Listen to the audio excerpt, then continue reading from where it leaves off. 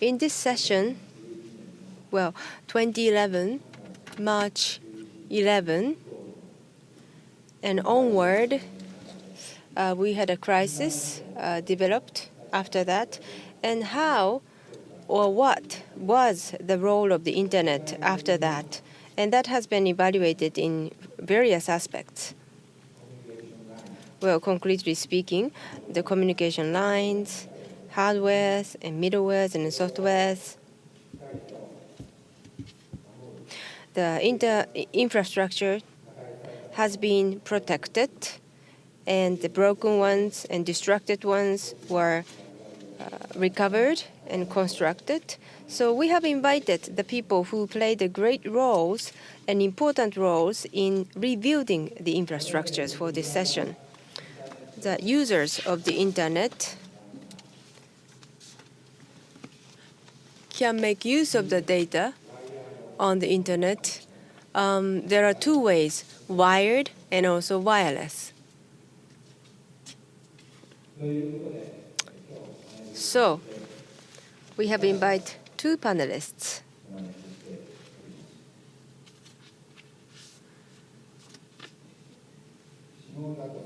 Mr. Takashi Shimozato. Mr. Shimozato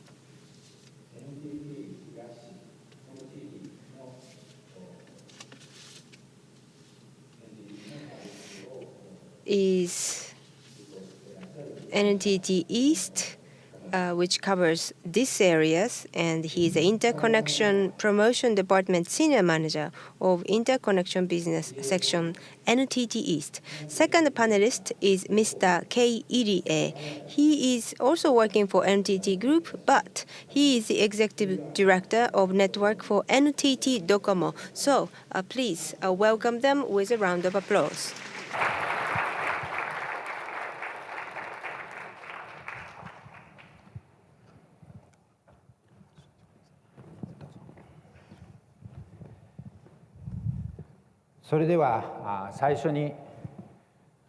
Well then,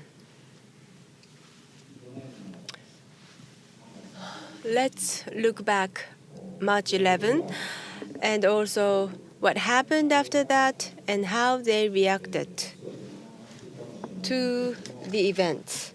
It was a very graphic images, but I would like you to look at the video. First of all, the Docomo's DVD. On March 11, 2011, a devastating earthquake struck northeast Japan. With a magnitude of 9.0, it was the most powerful earthquake ever known to hit Japan and was followed by a series of massive tsunamis. In the prolonged power outage that followed, 6,720 of NTT Docomo's base stations were put out of service. Mobile phone communications were in disarray. It was an emergency. Urgent measures were required to recover its mobile services. This is the story of NTT Docomo's commitment to providing a safe and secure network for all users through its rapid response to the disaster.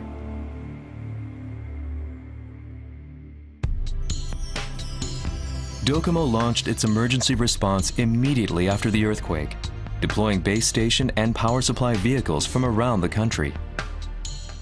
Emergency installation of large zone base stations covering wider areas recovered services in many locations, and severed transmission routes in some locations were reconnected via microwave transmissions. People in the disaster area were desperately waiting for mobile services to resume. In response, Docomo mobilized 4,000 people nationwide in an all-out effort to restore services as fast as possible. 道路状況もわからない中作業してましたので、睡眠とか、車の中で仮眠するとか、あとは作業はずっと朝から晩までしっぱなしという形でした。電波出した時に夜だったんですけれども、やっぱずっと携帯電話お客様が見てたのか、電波出てもう10秒もしないうちに家の窓を開けて私どもの様子覗いたりとかしてたから、やっぱ随分期待されていただいてたのかなとは感じましたね。Due to the accident at the Fukushima Daiichi nuclear power plant, access to the 20-kilometer zone around the plant was restricted. By installing a high-performance antenna and temporarily entering the zone to replace transmission lines about 10 kilometers from the plant, service was restored, including along Route 6, the plant's main access road. 多分ですね、1回しか行くチャンスというか復旧をするチャンスはないと思っておりましたので、直してこないと次は行けないというプレッシャーとですね、お客様が使えるようにどうにかしたいというふうな思いで作業をしておりました。 Through such determined efforts, services in the zone soon had recovered to nearly normal levels by the end of April. Currently, services have been restored to pre-earthquake levels. Docomo will continue to work hard to improve network quality based on the restoration plans of each region. While working to restore network services in the disaster area, Docomo also made special efforts to support communications at government offices and evacuation centers. Both cellular and satellite mobile phones were loaned out free of charge, and free tablet PCs were provided to allow people to use the internet. Battery recharging stations also were set up for free. For the first time ever, Docomo posted restoration area maps online to show people where service was available and the state of restoration work. People traveling in the disaster area found the service very helpful in planning routes before departure. 90 Docomo shops were damaged in the Great East Japan earthquake, including 5 shops that were completely destroyed. While shops were busy preparing to restart operations, Docomo shop employees visited evacuation centers to answer questions and help people with applications and other business. 車も流されてしまったっていう方々も多いですので、来ていただいてすごく助かりましたっては言っていただきました。お店は今現在ちょっと運営できる状況ではないんですけども、これからもドコモの業務をどういう体制でも頑張っていきたいなと思っております。A number of Docomo services have been developed for use during disasters. There's a disaster message board for confirming the status and whereabouts of people, area mail for earthquake early warning alerts, and in addition, a data recovery service for water-damaged handsets. Also, customers were encouraged to return loyalty points, which Docomo then converted into donations for disaster relief. With the lessons learned from the Great East Japan earthquake, Docomo is enhancing its disaster preparedness. To ensure communication in densely populated areas during disasters, large zone base stations to cover wider areas have been added in 100 locations across Japan. To help regional government offices maintain continuous communication, 1,900 base stations across Japan have been equipped with either uninterruptible or 24-hour backup power supply.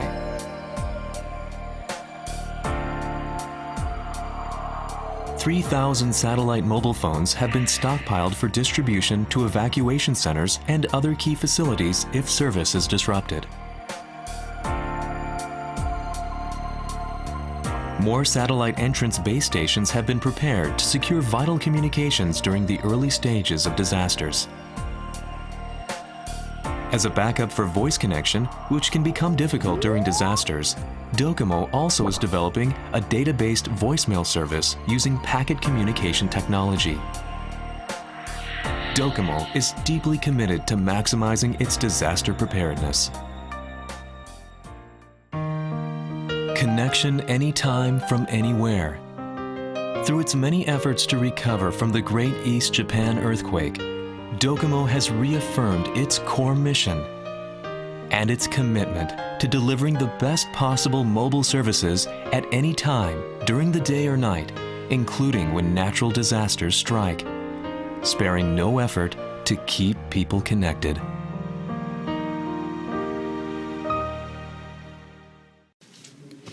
Then from NTT East, I think we will show you some still images.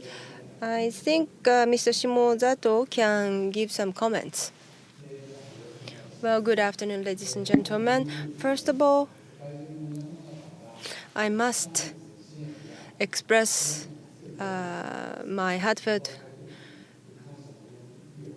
gratitude to the older people who have supported us during our hard time. Well, I am from NTT East, and my name is Shimozato, and I'd like to share with you some of the stories. This is the coastal side of Sendai city. You can see highway, but the right-hand side of this expressway, lands are all inundated. And this is one communication buildings.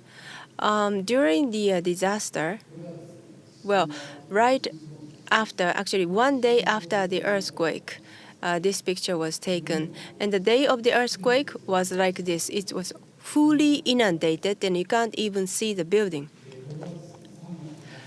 End of March. Now, the debris have been streamlined, but still buildings conditions are like this.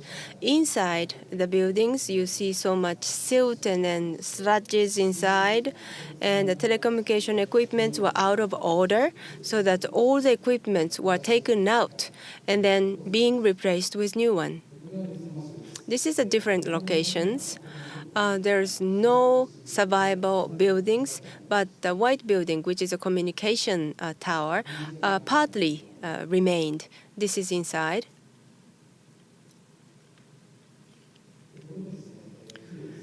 Again, debris has been taken out and equipment were replaced. And this is the after of the reconstruction. Again, another location. It caught fire, and first of all, we couldn't even find the building. And we wanted to go inside, but the entrance was blocked by all these debris, so we couldn't go in. And we really had to start from this situation. Then again, this is after we completed the reconstruction. This is under the river, the cables for telecommunications, all cut and disconnected, and the same river, but the bridge itself actually fell down. So the cables under the bridges all disconnected, burned like this. And currently, so cables cannot go under the bridge anymore, we understood, so that we decided to go under the river instead of just going under the bridge. This is again another location. This was not there originally. Middle of the paddy field, you can find this building, but this building was here. And the gray gate you can see, but that was a gate for this building. So the building was flown about 500 meters to the inland. And how do you reconstruct this? We used the removable container and built this. So this is temporary container warehouse. And after that, so this was near the coast, so decided to move this to the higher land to secure the safety of the infrastructure. Again, another building. The height where the photographer was taking was the height of the tsunami. So you see cars on the first floor, and this was the height where the tsunami actually reached. So above the building, you see another house, residential house on the building, and inside again like this. In case of this building, satellite was used, and we decided to relocate the buildings. We prepared the landline here so that the people can use this. So these are the equipments. So this equipment did not route through the original buildings. This was the fiber optics, which were constructed and installed from the different route. And these are the buildings to support it. Again, this building was inundated so that the charging equipment were all inundated by water, which was on the first floor. So we put the tank lorry to pull out all the waters and then try to get the electricity power once again. But it took 1 month.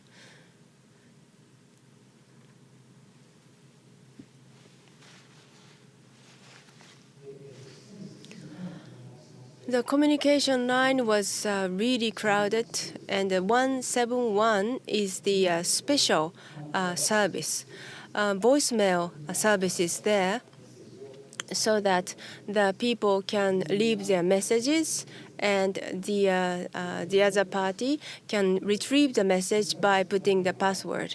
And the search number is the phone number, and the 3.5 million people use these services. We also have a web version of this service. You can leave your voices and also images, and then 300,000 people used it. So that's it. Thank you.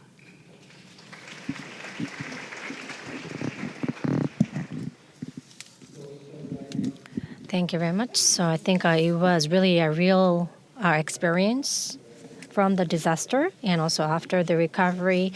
Now they are trying to improve and recover the services to the users as quickly as possible. And thank you very much for sharing all those experiences. First, I think you may be aware that there are some audience from the Asian countries. There are many people from the Asian nations. So Shimozato-san and also Irie-san, especially, to those people from Asia, throughout the entire experiences after March 11 last year, what things would you like to share with the people from Asia? Other than the video, other than those pictures which you explained, would you please share any of the tips or learning from the March 11th disaster? Okay. Well, actually, let me actually comment on that. Well, we are actually one of the operation company of NTT, maybe including the other providers and also including the government offices. How should the telecom operator to be? And I think throughout the past year experience, I think we are going to compile the learnings and insights and trying to renew the role of telecom operators. And I guess, yes, Japan had the event and had the experiences, but of course it depends on the country because it has different geographical features. And I think you really have to consider what's the situation which you are at. What part of your company's network is more important than the others, and you really have to evaluate the performance of the network. Also, as was explained before, the evacuation center, from the victim's perspective, where the evacuation center to be? Well, what was your experiences where those evacuation centers are? And it's not just Japan or throughout Asia, but I think this can be applicable through global arena. Based upon the experiences from the mobile sector, as the video told you, the satellite base station connection or using the microwave, you need to really be able to establish the circuits or lines with the microwave transmission base station. We do have a lot of volume, so between the switches and base stations, usually the optical fibers are used to connect. However, the micro lines were playing quite a significant role. So once again, we learned that we also have to consider the microwave lines. Also, the engineers, the talents, because young talents do not want to be engaged in microwave lines. So the microwave lines is the area where the senior engineers or people who have a lot of experiences play the important role. So I guess we need to keep the microwave transmission lines. How about you, Shimozato-san, if you want to add? Well, actually, as a telecom provider, the circuit or lines, connections, you have to go to the field, whatever you can use, and trying to connect the lines. That's the thing which we have to do as a service provider. So for that, you always have to prepare. And also you need to really have a tool so that you can always leverage at the time of crisis or disaster. And also maybe using the drilling. So without any standby time, you actually take the actions without further ado. Maybe that's something which we learned from the disaster. So I guess you already have explained, but when you need to respond to something like this significant event or incident, you always have to consider the situations where users are at, how you understand or how you capture the information about the environment, where the users are actually currently at. And I think usually it's quite difficult to understand where the users are or what kind of situations users are. But I think you actually take the prompt actions to capture that information. So does NTT always try to get the information about the user's context or user's situations? In case of NTT Docomo, the wireless service operator, we always try to take actions from the customers or users' perspectives.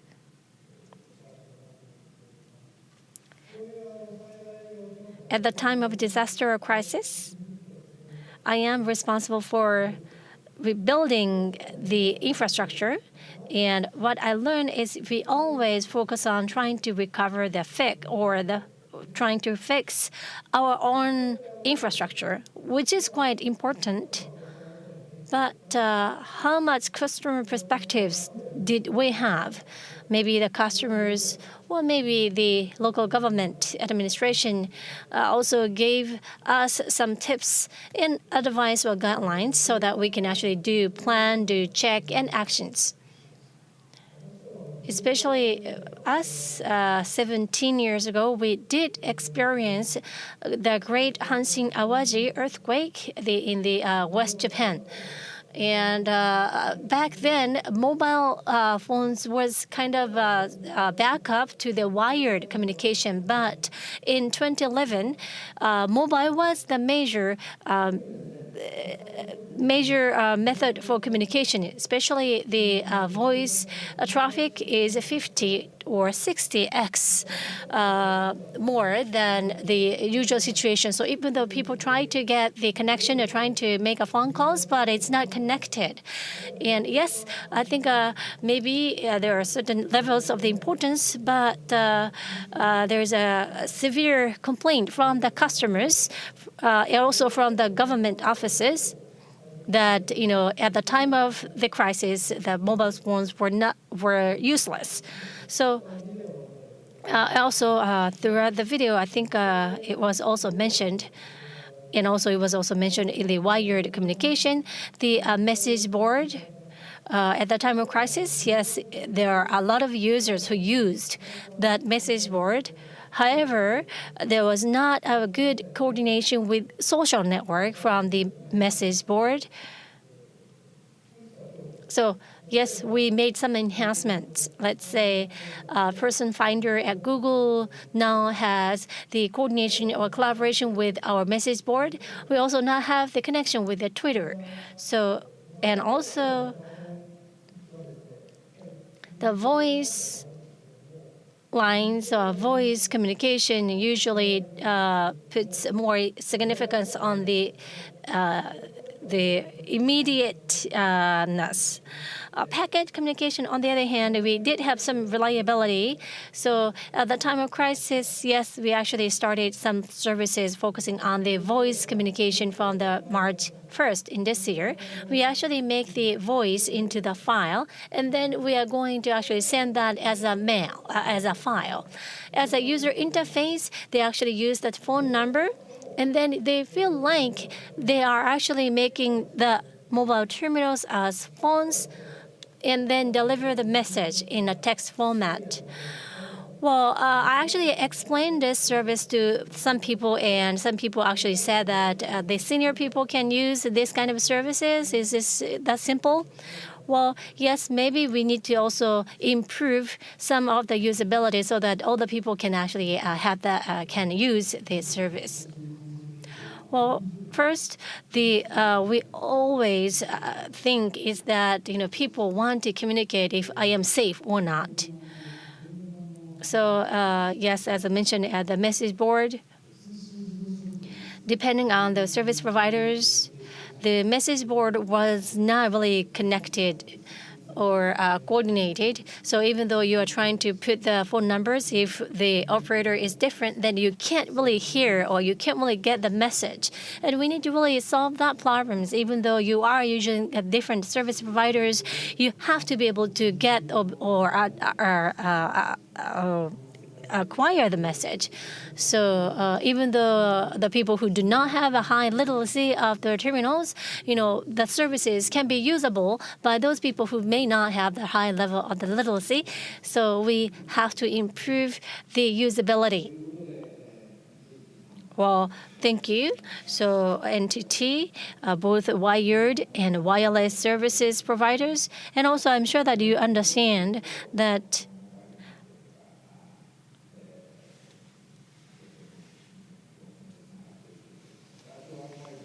well, yes, there is a difference in at the last 1 mile at the time or in the hands of users.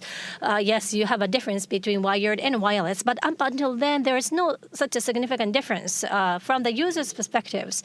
So, yes, I think both of you have overcome the crisis, and now maybe of course, we don't want to think about the next event or next disaster coming up. But since Japan is famous for the disasters, including typhoon and earthquakes, so we always have to be prepared. As the service providers, as the careers who offer the services, what learnings for the future, and also how much disaster readiness do you try to build in your services or in your operation? Irie-san, if you have any efforts or initiatives. Well, actually, at the beginning, yes, after March 11th, I guess all the operators and also people who are engaged are now trying to come up with the list of challenges or issues, and of course it has to have the who is responsible, the responsibilities. So we have been trying to compile reports so that who is responsible for what, and we have been coordinating that effort with other parties. Of course, we have done something else, but as a service provider, how we are going to solidify the network, that's one. And also, I may repeat, but from the customer's perspective, how at the time of crisis, how we can properly offer the services so that people can use the services without any stress. One example could be that we actually store the customer information system, which also has the tariff or fee information. It's not just the communication system, but any system which are actually surrounding the information system or communication system as an important infrastructure.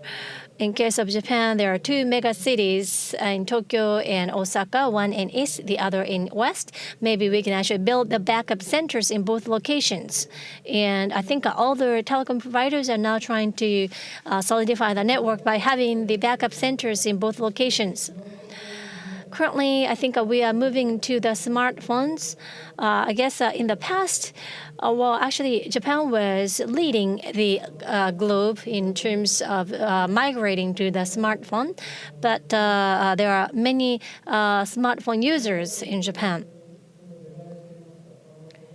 In this smartphone devices, there are many services regarding the disaster, how we are going to build the disaster-related services in smartphones. That's also another challenge. And also about that battery life is no good with smartphones at this moment. And of course, we have to improve that perspective.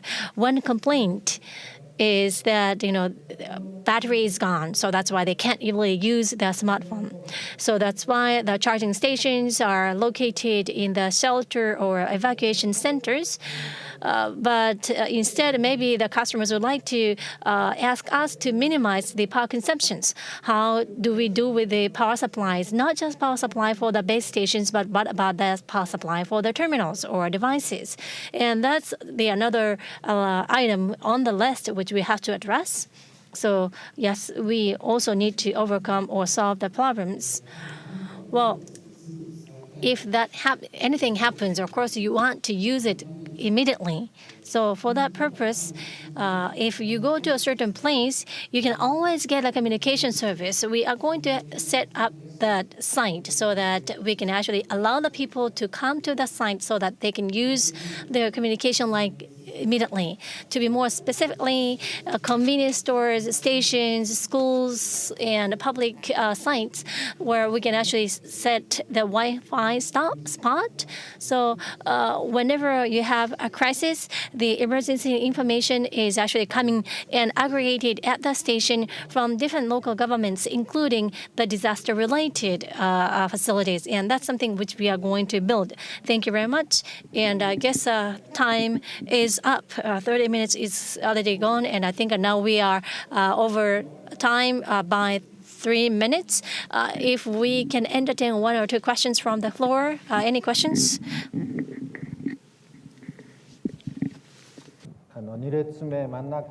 I think there's a lady raising hand in the middle column, second row from the front.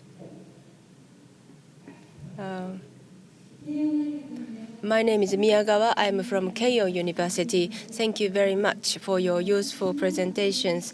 Last year, middle of April, I started supporting people in Ishinomaki, and I brought a Docomo phone with me. It gave me a big security. Voice communication was resuscitated very quickly. It was very impressive. Meanwhile, data packet transmission had lots of challenges at that time. In this big earthquake, the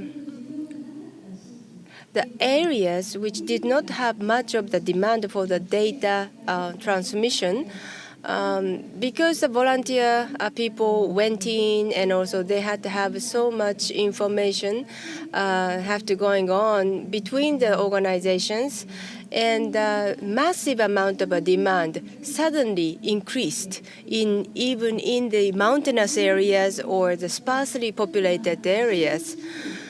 But at this moment, in the metropolitan area, you already have a LTE and also fiber optics, and you have abundant amount of technologies. But in a sparsely populated area, you don't even have ADSL, no fiber optics. And actually, they talked about the ISDN to connect, so that there's a huge gap in the mountainous area and also the metropolitan area. But you need to realize that there is a strong demand in the sparsely populated, in the mountainous area too. So I'd like you to make a comment on that point.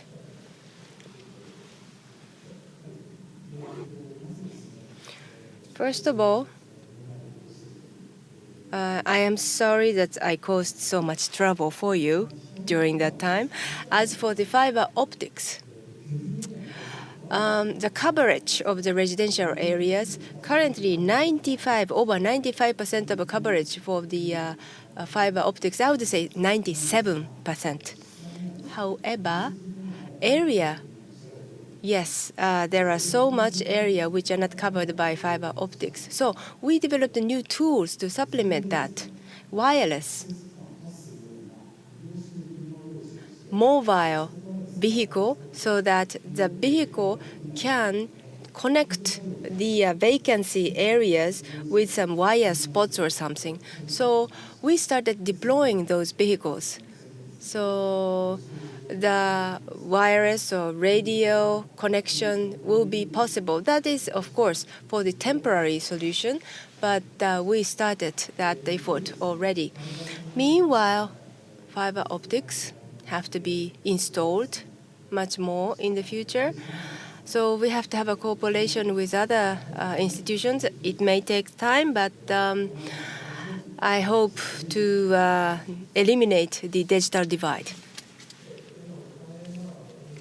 Well, the question was very good. We have been having always a headache about this. The digital divide has been always our challenge. LTE, little less than 2 years since we started working on LTEs, and over 3 million people already subscribe to LTE. Then what about we cover the mountainous area with LTE? I am the head of that services, so yes, that's a big challenge for me. I would like to drive LTE. According to the conventional schedule, we are covering the various geographical areas. Using various types of spectrums, we try to expand the LTE coverage. But whether that really covers the demand of each geographical areas, covering all the needs, they are not. Whether we have a special weapon for that. And we try to come up with small size base station, but can cover some area. We will start deploying these equipments in autumn this year. So by using a different equipment and then others that we really want to cover the uncovered areas as much as possible. I think this is seen as a wireless people. As for the shelters, for the disasters, as Mr. Shimozaki said, we really have to combine various mechanisms and also schemes so that we can provide the most favorable scheme for that particular shelter. Well, the manager says that we should stop here, but I would like to entertain just one more question. The one in pink. Thank you very much for your discussion. Thank you. I am from NGO JAVE. My name is Hamasaka. I am actually engaged in NGO with the international corporation, especially focusing on the fast response. At the time of disaster, within 72 hours, we actually trying to go to the affected area from Tokyo within 72 areas from the road. The Tohoku highway, when we are trying to go to the affected area. Yes, of course, we had to have a good communication with the headquarters and satellite office, satellite communication, Docomo, AU, and SoftBank. We actually bring all the phones, and then we actually tried one by one and trying to see which one is actually usable at that area. I'm sure that, yes, the situation was improved from that situation, but what I am quite interested in, the next disaster, at the time of the next disaster, coming up disaster. So it's been 1.5 years since we had that huge disaster last year. Well, if we have a disaster in Japan, let's say today, can we actually securely go to that affected area with those funds? Well, actually, I may briefly answer to the question. Well, we have 10 items on the list which we have to address at the time of crisis or disaster. Well, that includes both hardware and software items. And as we made commitment, all the lists have been completed in this February. Well, is this perfect? Of course, there's a room to improve, as always. And I think there are some service providers who are actually making an announcement of the plan. At the time of the end of February, yes, as we made a commitment, yes, we actually achieved meeting all those hardware, software items. How are we going to leverage that, and how we sincerely and seriously talk to the people who may be engaged, how we have the alliance or coordination. So I'm sorry, I can't really answer specifically, but thank you very much. Yes, I think we are over time, 11 minutes. So please, once again, give those two distinguished panelists with a big round of applause. Thank you very much. Thank you. Thank you very much.